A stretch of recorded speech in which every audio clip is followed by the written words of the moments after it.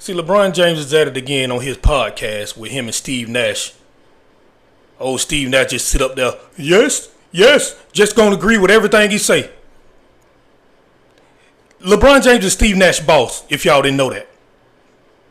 Steve Nash worked for LeBron James on that podcast, so he gonna agree with everything he say. Everything. Put somebody up there who gonna give you some pushback, man. Instead of having somebody that worked for you, who you paying to be on the podcast with you, man. Of course he gonna agree with everything you say. But anyway, man, LeBron James gets up there and he done started talking about ring culture. There was no ring culture. You made that up. Y'all just started saying that when you can't catch MJ. That's where the ring culture come from. Because you can't catch MJ, now it's ring culture. So look, man, I'm gonna play this audio from what LeBron James said, and then we're gonna come back and react to it. You sit here and tell me, you know, Allen Iverson and Charles Barkley and Steve Nash, you know, are fucking wasn't unbelievable. Like, oh, they can't be talked about or discussed with these guys is because this guy won one ring or won two rings or one, like, it's just weird to me. It's like saying Peyton Manning can't be in the same room with Brady or Mahomes because he only has one ring. They don't never discuss that in their sport. Right. Or telling me that Dan Marino is not the greatest slinger of all time, or he can't be in the room with those guys because he didn't win a championship. They don't discuss those things, you know. I don't know. Did Barry Bonds win a World Series? I don't think so. I don't think so. Barry Bonds never won a World Series, and you can't sit here and tell me that he's not the greatest baseball player to ever touch a bat. I mean, Jerry West, I think, went to like 9 straight NBA finals. Right. And, and was only able to win one. And he's the logo of our league. Yeah. So you can't sit here and tell me that, okay, well, because he only won one, the guy can't be in the same room with the guy who won 2 or 3 or 4. Like, why not? This guy, he's our logo.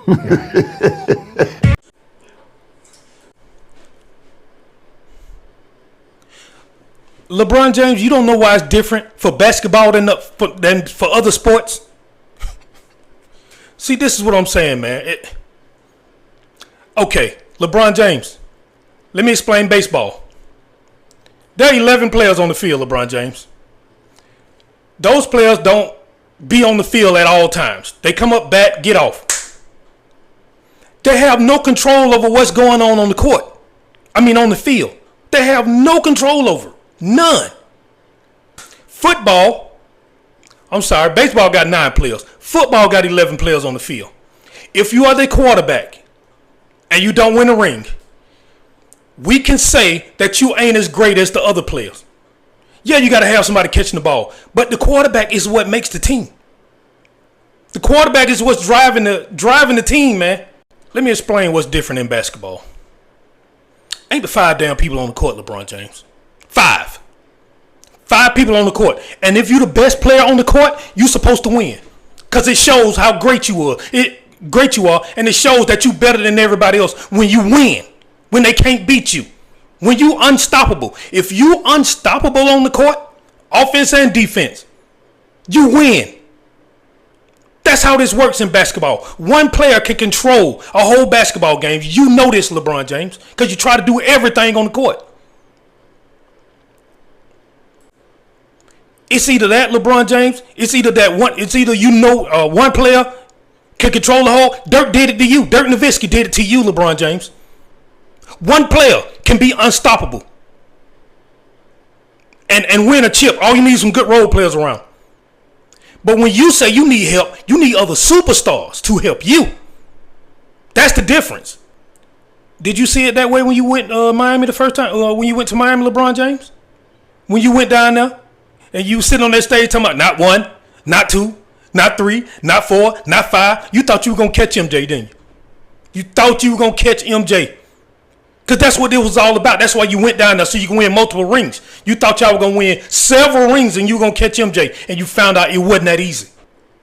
So all you do now is, now that you know your career is dwindling down and you're not going to catch MJ, all you do now is try to bring up narratives. You try to diminish what MJ did and try to say stuff like this, like you just said, talking about some it's a team sport and all that. It don't be no team sport when y'all win and you take all the credit. When is a team sport when you take all the credit if you win? Come on, dog. And LeBron James, nobody said that those players was not great. Allen Iverson, Charles Barkley, and all those guys. Nobody said they weren't great, man. Nobody never said that them players weren't great. They just not in the room with MJ. That's what they saying. You trying to be in the room with MJ. That's why you trying to win rings. And now that you know you ain't going to catch him, no, you trying to be better than MJ. So you trying to say, you trying to turn it into, look at all these stats I got now. That's what you trying to do. You trying to diminish the rings now. Now you trying to diminish the importance of rings because you can't catch MJ. That's what it is. Point blank period, man. You know what time it is, LeBron James. But you always sticking yourself up there saying stuff like this, man. With Steve Nash sitting over there. Come on, man. And by the way, LeBron, Peyton Manning is in the same room with Tom Brady. Tom Brady just get to sit on the throne in that room. While Peyton Manning got to sit on the sofa. They're in the same room. Tom Brady just sitting on the throne. The same way you in the same room with MJ, you could be in the same room, but MJ sitting on the throne. That's right. With a crown on his head. Not you. That's the difference. You could be in the same room, bro. You in the same room because of all the stuff you done accomplished in your career, LeBron. You accomplished a lot of things, man. You in that room with MJ. You on that same floor. He get to sit in the big chair though. He get the throne. Not you. Because he was unstoppable. He was so unstoppable he won 6. There you go. LeBron James, you in that room because you dominated the Eastern Conference. Went to the finals 8 straight years. You dominated the East. That's why you in that room. MJ dominated the whole league. He on the throne. Point blank period. That's the way it goes. You can sit up there and talk all you want to talk, LeBron James. You sit in that room with Steve Nash and say all this stuff. You can fool them dumb folk that you be fooling all the time. But people like me and my generation and all other folk that can read through that bull crap, we know what you're doing. And you full of it. Now that you can't catch MJ, all of a sudden, you trying to diminish everything now. You're trying to diminish rings. You're trying to make that not be important. So you figure you're going to get up there and all your fans going to listen to you. They sure live because they're in a cult anyway. They going to sit up there and be just like Steve Nash. You heard what we said? Full of shit. And they too stupid to realize it. I'm just going to be honest. All right, man. So the reason for this video in the first place, man, because I wanted to play what Stephen A. Smith said about the situation. And like I said, man, I've been disagreeing with Stephen A. Smith a little bit lately, but stuff like this, yeah, he 100% right on point. So I'm going to play this audio from Stephen A. Smith as he retorts what LeBron James just said. His rebuttal to what LeBron James just said. All right, let's do it. You are beyond wrong, Wendy. You're not even close to being right on this one. Not. I'm sorry. No way in hell. And I'm going to tell you why. Number one, you brought up LeBron and the rings. Okay, who's devalued LeBron? See, that's the BS that we have to stop letting him and his camp get away. Lots of people have. Once again, no. Excuse me. When we talk about the GOAT, because he's not in a lot of people's eyes, it's Michael Jordan. That is it. Everybody universally recognizes him as one of the top 3 players in the history of basketball. What the hell else do you want? A diaper and a bib? What do you want? Do you want us to feed you some applesauce or something? My God, what more can you do? Other than saying he's not the GOAT, he's number 2 or number 3 if you want to put Kareem Abdul-Jabbar's resume in there. What else is there? There's nothing else to deny him. And everybody recognizes that. It's factually incorrect when they walk around acting like he's been devalued. It is not true. It is not true. Now, let's get to the point that you and I do agree about. If it didn't mean much or should it mean much, well then, why were you so relieved to finally have one? Why did you depart Cleveland to go to Miami and join forces with Chris Bosh and Dwayne Wade to get one? Why did you depart from there to go back to Cleveland? Because LeBron only went back to Cleveland for one reason: to resurrect his reputation and his stature, because it wasn't that he departed from Cleveland, it's that he didn't deliver the chip when he departed. So he went back to erase a more than half-century curse on that area in professional sports because they hadn't captured what? A championship. So in other words, he understood it in departing for Cleveland to go to Miami. He understood it in departing from Miami to go back to Cleveland. He understood it when he arrived in Tinseltown with the Lakers, that stars, superstars who wore the purple and gold, he couldn't be the one person that didn't capture a championship. He had to get at least one. But now that you've got it, all of a sudden, you really don't understand why it's of so importance. It's nonsense. He understands why, but let me take it to a level he's not going to take it to, that most of us, Doggy, myself, and many, many others would. Once upon a time, Wendy, you know this, the endorsement dollars, the sizzle, the shine, and all the monetary compensation that came your way because of it was courtesy for championships. You weren't getting that kind of shine when you weren't winning. If you didn't win anything, it wasn't coming to you like that.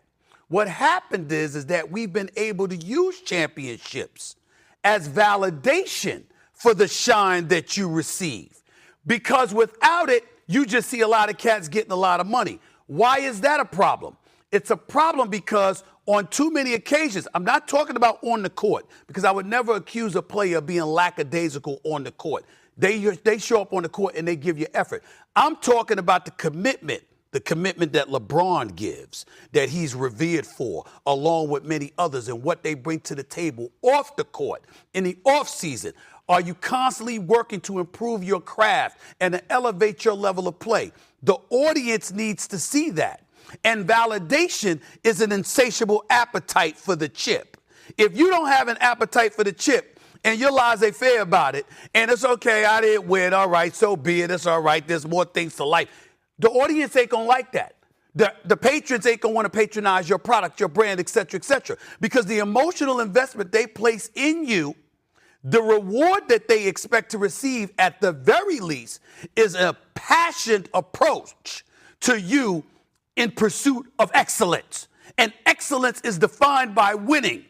You talk about we don't remember number two. You know who we do remember other than winners? People who really sucked, who were really horrible, that really didn't care along the way. Oh, we remember them too. And when you're trying to capture championships and you're in tireless pursuit of it, that's what the people want to see. That's where they feel like their emotional investment and their monetary investment in you is paid back to them. So when you say why you don't know why championships don't mean, let me tell you something to somebody who knows Allen Iverson as a reporter better than me, bro. Let me tell y'all something right now. If Allen Iverson could have did a lot of things better off the court, there is no question about that. Practice habits, conditioning, etc. I got that part. But the reason why he's beloved by the city of Philadelphia and revered by the basketball world is that at 6'1", 160, he used to go up against giants and played to the death every single damn game. And when you saw that, you knew it wasn't because of him. You knew it was because of what he was lacking, meaning pieces around him. Because if Shaq in his prime and Kobe weren't standing in his way, Allen Iverson would have captured the championship. And everybody knows that.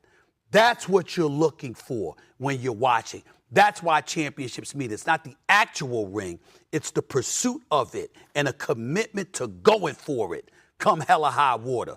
LeBron knows that, whether he's willing to admit it. And I think you just brought up the name, Stephen A., that has really framed this argument as much as Jordan or LeBron, and that's Kobe.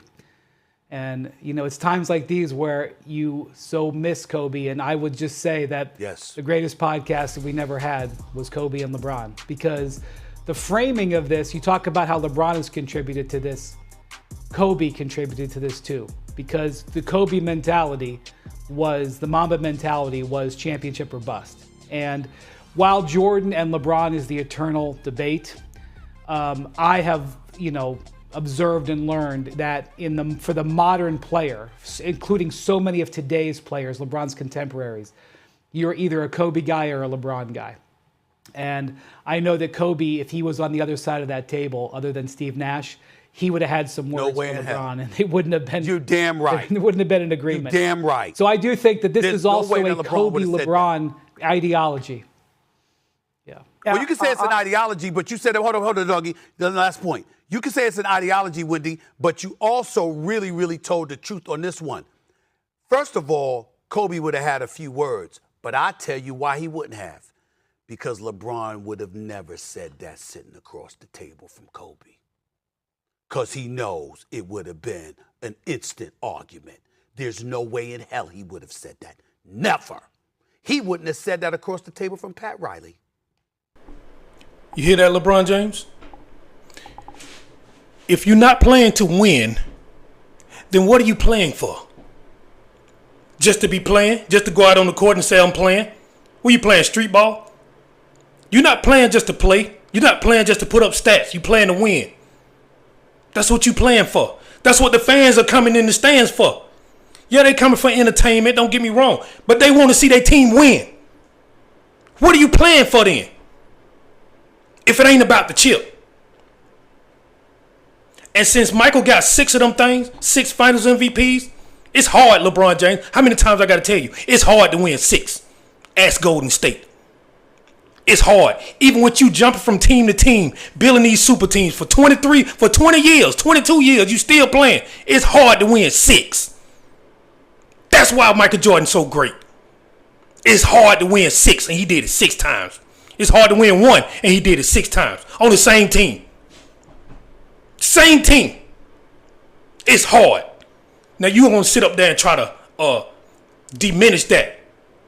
Try to say it ain't important because you can't catch it. Man, get out of here, man.